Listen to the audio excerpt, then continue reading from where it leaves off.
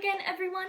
Welcome back to Storytime with the Princess. Again, I'm not a princess, but I thought we could read a little more of my friend Harry's story. So the story is called Harry Potter and the Philosopher's Stone, and the chapter we're going to be reading is The Sorting Hat. The door swung open at once. A tall, black-haired witch in emerald green robes stood there. She had a very stern face, and Harry's first thought that this was someone not to cross. The first years, Professor McGonagall, said Hagrid. Thank you, Hagrid. I will take them from here. She pulled the door wide.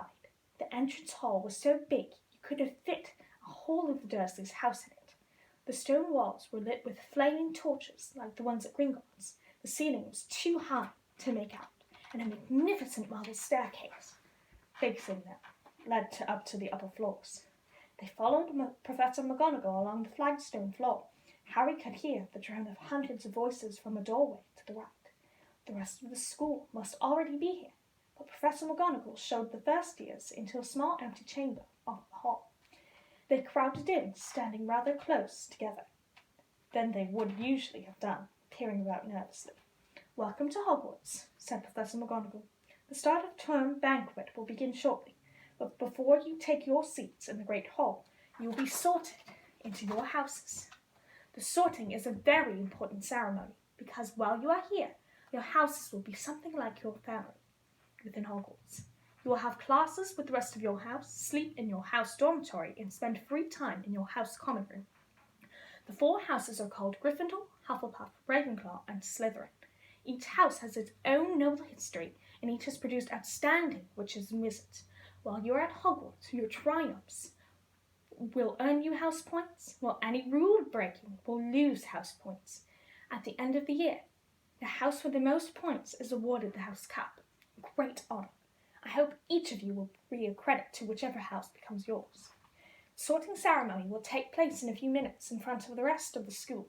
I suggest you all smarten yourselves up as much as you can while you are waiting. Her eyes lingered for a moment at Neville's cloak, which was fastened under his left ear, and on Ron's smudged nose. Harry nervously tried to flatten his hair. I shall return when we are ready for you, said Professor McGonagall. Please wait. She left the chamber. Harry swallowed. How exactly do they sort us into houses? He asked Ron. Some sort of test, I think. Fred said it hurts a lot, but I think he was joking. Harry's heart gave a horrible joke. A test in front of the whole school? But he didn't know any magic yet. What on earth would he have to do? He hadn't expected something like this the moment they arrived.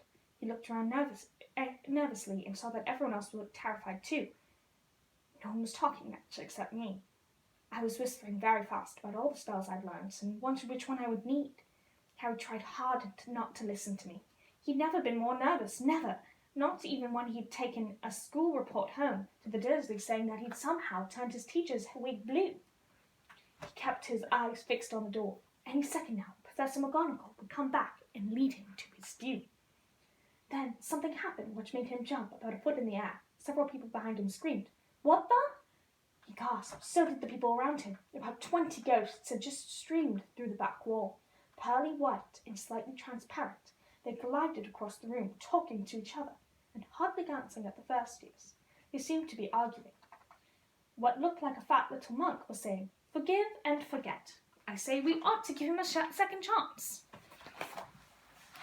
My dear Friar, haven't we given Peeves all the chances he deserves? He gives us all a bad name, you know. He's not even really a ghost. I say, what are you all doing here? A ghost wearing a ruff and tights had suddenly noticed the first years. Nobody answered. New students, said the fat friar, smiling around them. About to be sorted, I suppose. A few people nodded mutely. Hope to see you in Hufflepuff, said the friar. My old house, you know. Move along now, said a sharp voice. The sorting ceremony is about to start. Professor McGonagall had returned. One by one, the ghosts floated away through the opposite wall. Now form a line, Professor McGonagall told the first years, and follow me. Feeling oddly as though his leg had turned to lead, Harry got into line behind a boy with sandy hair, with Ron behind him, and they walked out of the chamber, back across the hall, and through a pair of double doors into the great hall. Harry had never imagined such a strange and splendid place. It was lit by thousands and thousands of candles which were floating in mid-air over 4 long tables where the rest of the students were sitting. These tables were laid with glittering golden plates and goblets. At the top of the hall was another long table, where the teachers were sitting. Professor McGonagall led the first years up here, so that they came to a halt in line, facing the other students, with the teachers behind them.